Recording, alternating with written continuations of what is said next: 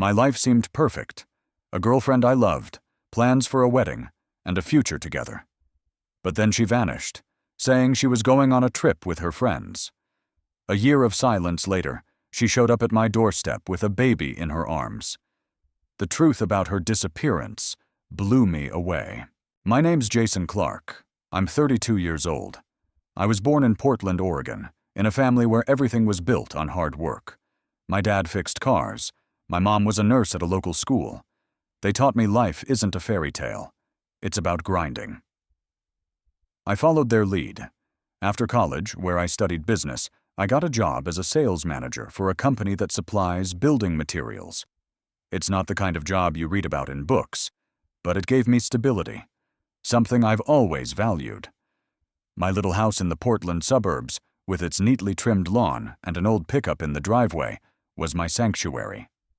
Weekends were for playing basketball with friends, watching football, or tinkering in the garage, fixing up an old dresser I got from my grandpa. I loved order, weekly to-do lists, yearly plans, dreams for the future. Life was predictable, and I was content. But everything changed when Emily came into my life. I met Emily Davis 3 years ago at a party at my buddy Mike's place. I usually avoided loud gatherings, but something made me go that night. She was standing by the bar, her laugh ringing out like little bells, long chestnut hair, green eyes sparkling like emeralds, and a smile that made my heart skip a beat. She was a freelance graphic designer, and her passion for life was infectious. "I want to see the whole world, Jason," she'd say, "from Paris to Tokyo." Her dreams of travel and new horizons captivated me, a guy used to routine. We started dating, and I realized I was head over heels. She was like fire, bright, unpredictable, warm, but ready to burn. 6 months later, I proposed. It was at sunset, on a lookout point in the Columbia Gorge. The wind was messing with her hair, the sky was painted red, and I, shaking with nerves, pulled out a ring I'd spent a month picking out. "Emily, will you marry me?" I asked, my heart pounding like it was about to burst. She cried, threw her arms around me and whispered, "Yes." In that moment, I was the happiest guy alive. We planned the wedding for the next summer, picked out rings, talked about where we'd live, how many kids we'd have. I could see our future so clearly. A house full of kids' laughter, road trips together, evenings by the fireplace. But I didn't know that dream was built on sand, ready to crumble with the first hit from fate. The first cracks in our perfect world appeared quietly, like shadows at dusk. Emily started staying late at work, blaming it on urgent projects. Her freelance gigs were always chaotic, so I didn't think much of it. But a tiny needle of worry started pricking my heart. She began dodging talks about the wedding. When I brought up picking a venue or guest list, she'd brush it off. "Jason, we've got tons of time." Her voice was light, but there was a shadow in her eyes I couldn't figure out. She used to flip through wedding magazines with excitement, sending me links to dresses, but now her enthusiasm had faded like a candle in the wind. I noticed she got obsessed with her phone. She used to leave it lying around, but now she kept it glued to her, even in the bathroom. One time, I walked into the room, and she quickly closed an app, her cheeks flushing. "What are you hiding?" I asked, trying to sound playful, but my stomach was in knots. "Just a wedding surprise," she said with a smile, but her eyes avoided mine. I believed her, though something in her tone made my heart race. One night at dinner, out of nowhere, she announced she wanted to go to Italy with her friends. "Just a couple weeks, Jason. I need a break before all this wedding craziness.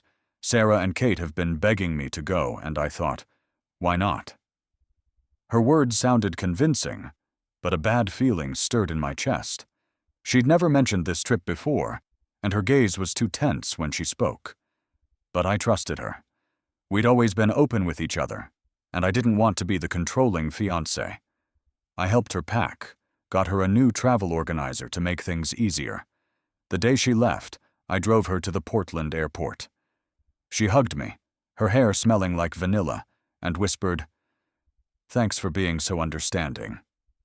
I waved as she went through security, her smile the last thing I saw. But there was something in her eyes I didn't catch then. Cold, calculated, like she already knew she wasn't coming back. Her flight to Rome left at 8 p.m. I waited for a text saying she'd landed, but nothing came. An hour, 2, 3. Silence. I called, texted, but her phone was off. My heart was pounding like a drum, and I tried to convince myself she was just tired or her phone died. But by morning, with no reply, my worry turned into cold, sticky panic, like fog over a river. I called her friend Sarah, who was supposedly on the trip with her. "Jason, I'm not in Italy. I haven't gone anywhere. Emily and I didn't plan any trip." Her voice shook with surprise, and in that moment, the ground fell out from under me. Emily had lied. She was gone, leaving me in an empty void where every sound, a phone ringing, a door knocking, was a false hope. The next few days were a nightmare I couldn't wake up from. I barely slept, hardly ate, my eyes glued to my silent phone, mocking me. I checked it every 5 minutes, hoping for a text, a call, anything. The silence was deafening. I contacted the airline to see if Emily had boarded her flight. Their answer hit me like a punch. The ticket to Rome was bought, but she never checked in. The Italy story was a lie, carefully planned to fool me. But why? Why did she leave without a word? Those questions burned inside me like acid. I started digging through her stuff left at our house. Her laptop was on the table, and I, feeling like a traitor, turned it on. There were encrypted files I couldn't crack, no matter how hard I tried. In her email, I found a message from someone named Thomas, sent a week before she left. "Meet me at the airport. Don't tell anyone." Those words seared into my brain like a hot nail. Who was Thomas? A lover? A friend? A con artist? I tried hacking her password, but every failed attempt deepened my despair, like I was losing her over and over. I went to the police, but their response was as cold as Portland's winter rain. "She's an adult. Maybe she just wanted out," the officer said, his words like a slap. I felt helpless, betrayed, but most of all, guilty. Was I a bad fiancé? Did I miss her pain? I replayed every conversation, every fight, every smile, searching for the moment things went wrong. Was she unhappy? Did I pressure her about the wedding? Those thoughts gnawed at me like starving wolves day and night. My life changed. Friends tried to pull me out of the house, but their words felt empty. "Maybe she just needed space," Mike said, but his pitying look only made the pain worse. My family called daily, but I didn't want to talk about her. I didn't want them to see me falling apart. I stopped leaving the house except for work. The world, so bright with Emily, was now gray, like wet asphalt. I felt like a shadow of myself, wandering through the ruins of my life. Months passed with no word from Emily. Her stuff was still in the closet, her favorite sweater, a pair of sneakers, a bottle of her vanilla jasmine perfume. I couldn't throw them out. It'd be like admitting she was gone for good. Her best designer mug sat on the kitchen counter, and every time I saw it, pain flared in my chest like an old wound. I hated that mug, but couldn't bring myself to move it. Work became my lifeline, my anchor in this sea of chaos. I took on extra projects, stayed late, anything to avoid coming home to an empty house where the silence screamed louder than any noise. My boss, Mr. Henderson, noticed my effort and offered me a promotion to senior manager. I accepted, though the emptiness inside me couldn't be filled by money or status. Work gave me purpose, but it couldn't drown out the pain pulsing in my heart. I started seeing a therapist, Dr. Lynn Carter. She was a woman in her 50s with kind eyes and a voice that soothed like warm tea. In our sessions, I poured out everything. The pain, the anger, the guilt eating me alive. Why did she leave? What did I do wrong? I'd ask, my voice shaking with desperation. Lynn listened without interrupting and helped me see I couldn't control Emily's choices. You're not to blame, Jason, she said. Her leaving was her decision, not your fault. I tried to believe her, but every night in the dark, her face, her smile, her lies haunted me. 6 months later, I started hanging out with friends more. We hit bars, went bowling, took fishing trips. Mike set me up on a few dates, and I went, though my heart wasn't in it. The women were nice, but I couldn't help comparing them to Emily. No one could take her place. I still loved her, and that was the worst part. I hated myself for that weakness, for not being able to rip her out of my heart. But her shadow followed me like a ghost. 9 months after Emily vanished, I got a text from an unknown number. Jason, I'm sorry. I didn't mean for it to go like this. I froze, staring at the screen, my blood running cold. Was it her? My fingers shook as I typed a reply, demanding answers, but the number was blocked. I didn't sleep that night, my thoughts swirling like fall leaves in a storm. Was she in trouble? Or was this a cruel game? Old wounds reopened, bleeding pain. I checked her old social media accounts, abandoned before she left. Her Instagram was empty, but I noticed someone had liked an old photo of us on a beach, her hair blowing in the wind. It was an account called Thomas_FL92.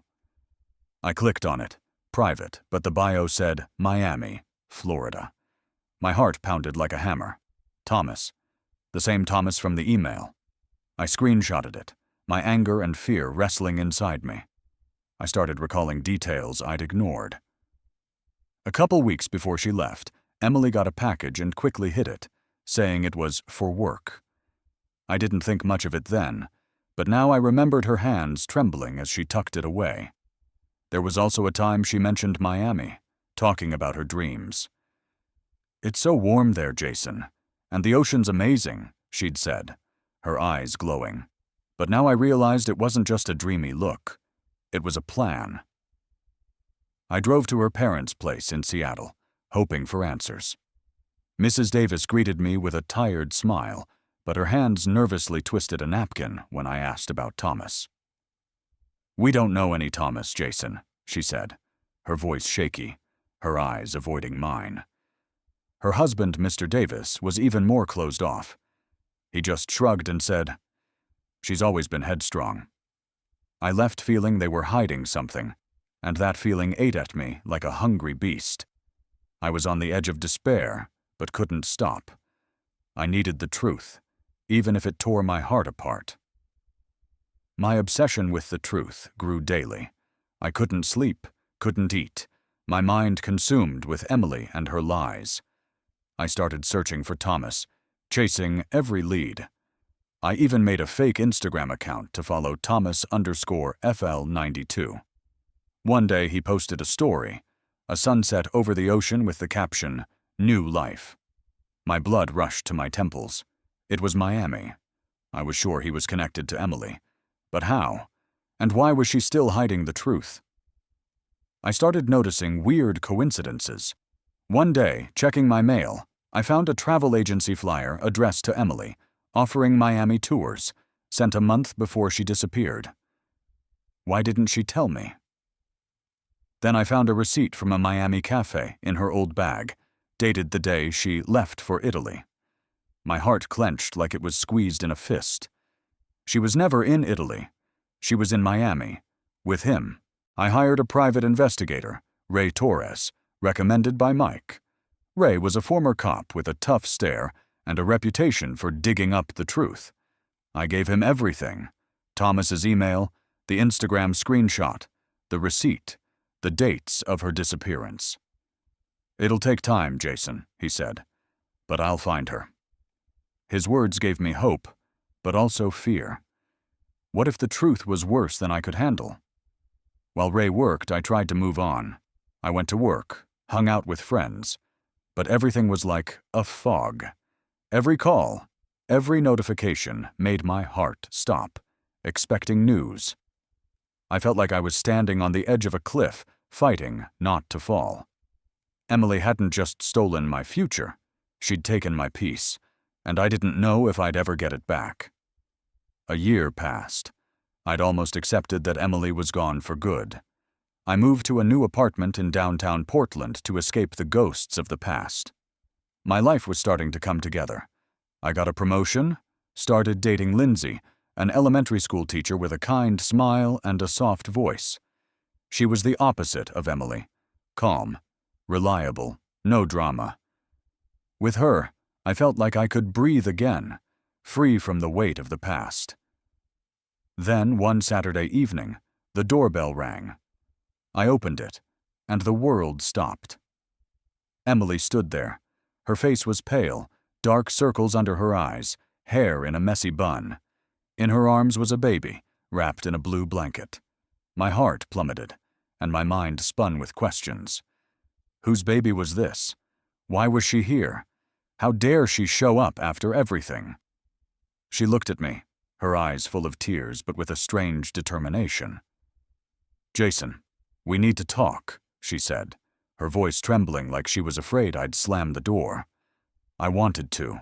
I wanted to yell, kick her out, erase her from my life forever. But another part of me, the part that still remembered her laugh, her warmth, made me freeze. "Talk here," I said coldly, crossing my arms to hide my shaking hands. She started talking, and every word hit like a punch. She didn't go to Italy. She went to Florida, to a guy named Thomas she met online. She said she was depressed about our engagement, felt trapped in our life. Thomas promised her freedom, adventure, a life full of color. But he ditched her when he found out she was pregnant. Now she was back because she realized she loved me. She talked about the baby as our chance to be a family, like I could just forget a year of pain, lies, and betrayal. I stared at her, anger building like a storm. Her words sounded like a mockery. Did she really think I'd take in someone else's kid and act like nothing happened? I asked why she lied about Italy, but she dodged, repeating it was a mistake. Her eyes darted like she was scared I'd see the truth. I noticed her gripping her phone and demanded to see her texts with Thomas. She refused, her voice sharp. "That's in the past, Jason." But I knew she was lying. Her lies were like poison, slowly killing me all this time. I couldn't trust her story. It was full of holes, like a tattered blanket. Why leave without a word? Why the Italy lie? And who was this Thomas? I felt the truth was close, but slipping away like a shadow. The next day, I called Ray Torres, the PI. I gave him everything. Thomas's email, the Instagram screenshot, the Miami receipt. "I'll find her, Jason," he said. "But brace yourself. The truth might be bitter." 2 weeks later, Ray called, his voice grim. Emily didn't just run off with another guy. She was caught up in a scam. Thomas, whose real name was Clayton Will, was a professional con artist.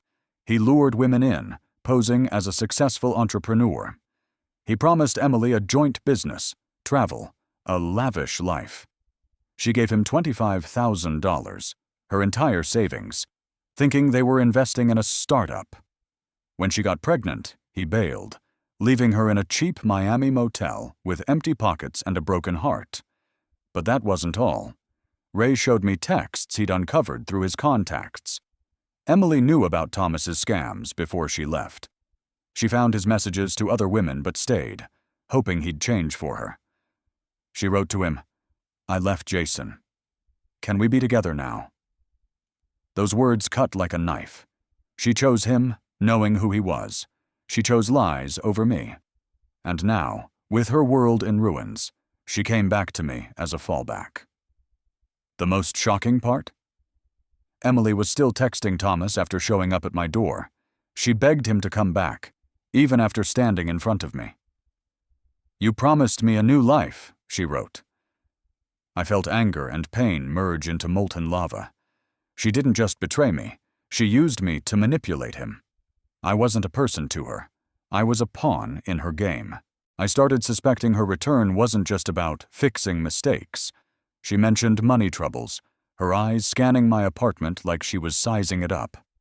I checked my bank account to make sure she didn't have access, but the unease lingered. I felt she was hiding something, that her tears were just a mask. I invited her to meet at a cafe in downtown Portland. She came with the baby, who was sleeping in a stroller, and started talking about how hard it was being a single mom. Her voice shook, her eyes glistened with tears, but I saw through the act.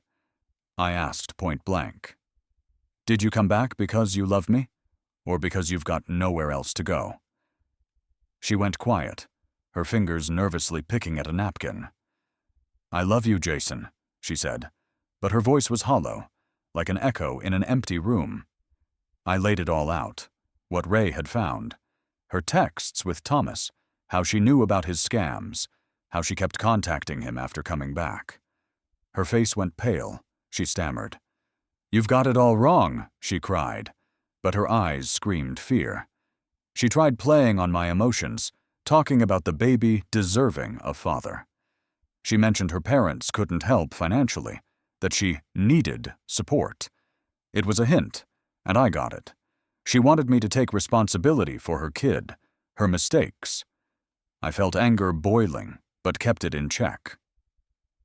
"You made your choice, Emily," I said, locking eyes with her. "You left, lied, and now expect me to be your safety net? That's not happening."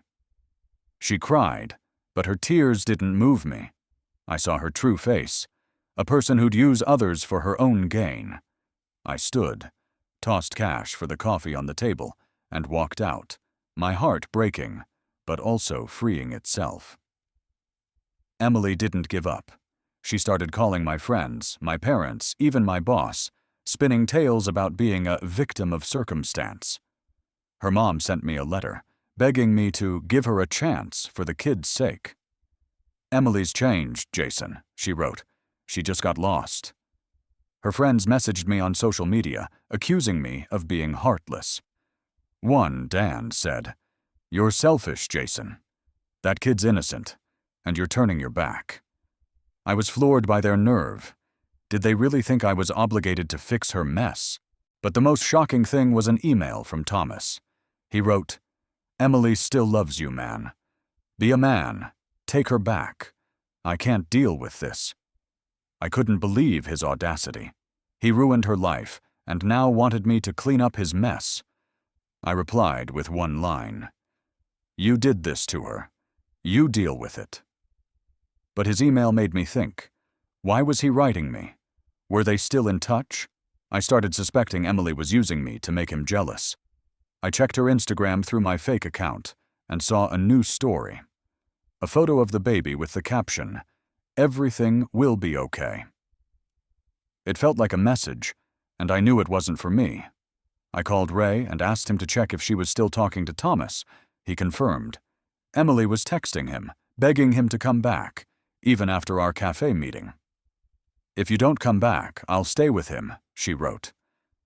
That was the final straw. She wasn't just betraying me. She was playing with my feelings like a toy. I decided to end this for good. I invited Emily for one last meeting, not at a cafe, but at Ray's office. I wanted her to know I had all the facts. No room for lies. Ray agreed to be there as a witness, to document the conversation if she tried to wiggle out. I felt broken but determined. This was my final fight for freedom. Emily showed up with the baby, her eyes red but still holding a spark of hope. She thought she could manipulate me like before. I started by laying out the evidence, her texts with Thomas, how she knew about his scams, her messages to him after coming back. I showed her copies of her texts. "If you don't come back, I'll stay with him."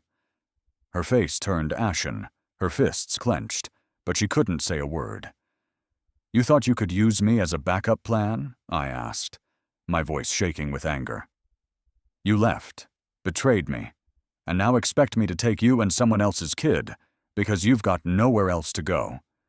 She started crying, but I didn't let her derail the conversation. You made your choice, Emily. You chose him, knowing who he was. And now you're here, playing the victim. But I see right through you. Ray added that we had proof of her actions, and if she tried manipulating further, we'd go to the authorities. It was harsh, but necessary. She left without a word, her shoulders shaking. I watched her go, pain and relief mixing in my chest. I knew it was over. I was finally free from her shadow, her lies. I was free, but that freedom came at the cost of a shattered heart. After the confrontation, Emily kept trying to reach me. She left voicemails, crying 1 minute, accusing me of being heartless the next. How can you be so cruel, Jason? I love you, she screamed in one, her voice dripping with desperation. But I didn't respond. Her friends kept messaging, but their notes tapered off. They started to see she wasn't the victim, but a manipulator. Her mom sent another letter, shorter this time. We understand your choice. Good luck. I didn't reply, but felt relief. They were finally accepting my stance. Through mutual friends, I heard Emily moved back to Seattle to live with her parents. They weren't thrilled about her return, especially with their money troubles. Thomas, as I suspected, vanished. Some said he moved to another state, others that he found a new victim. I didn't care. He was part of a past I wanted to forget. But the pressure didn't stop. Emily's dad called me once. His voice was tired, but firm. Jason, we know you're angry, but think about the kid. He's innocent, he said. Anger flared again, but I replied calmly. Her choices, her responsibility. I can't fix her mistakes. He didn't push, but I heard the disappointment in his silence. It was tough. I respected him, but I couldn't let them drag me back into that mess. I realized I couldn't let Emily and her circle ruin my life again. I changed my phone number, blocked her on social media, and asked friends not to share my info with her. I wrote her parents a letter, saying I held no grudge but wanted no part in this drama. It was like dropping a heavy weight off my shoulders. I was ready to move on. Lindsay became my saving grace. She didn't pry, didn't push, but her presence was like a warm light at the end of a tunnel. We started planning a trip to California, and for the first time in ages, I felt I could dream about the future. With her, I was myself, not the shadow Emily left behind, but the real Jason. We cooked dinners, laughed at cheesy movies, and I realized happiness could be simple. Work was going great, too.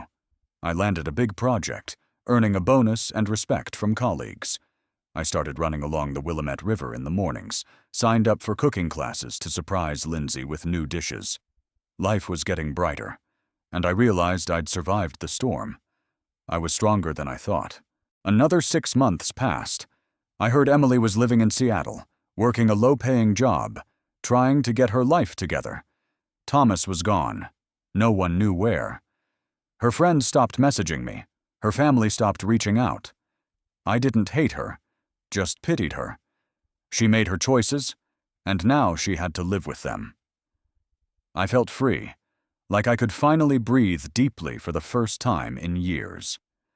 Emily was part of my past, and I left her there. My life was mine again, and I was ready for new chapters. No lies, no pain, no shadow of her. I knew challenges lay ahead, but I was ready.